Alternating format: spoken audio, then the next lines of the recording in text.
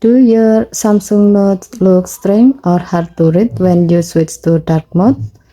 No need to worry because Samsung has a feature that automatically adjusts your note color so they will still look great in low light. Here's how to turn on adjust color in dark mode on your Samsung Galaxy S25 Ultra. First, open Samsung Note app. Tap the three horizontal line icon at the top left and then tap setting. Tap default note style and then enable adjust color in dark mode. And that's it. Now when your phone switches to dark mode, your note colors will be adjusted automatically to stay clear and readable no matter what background you are using. This is super helpful if you write a lot of notes at night or just prefer dark mode.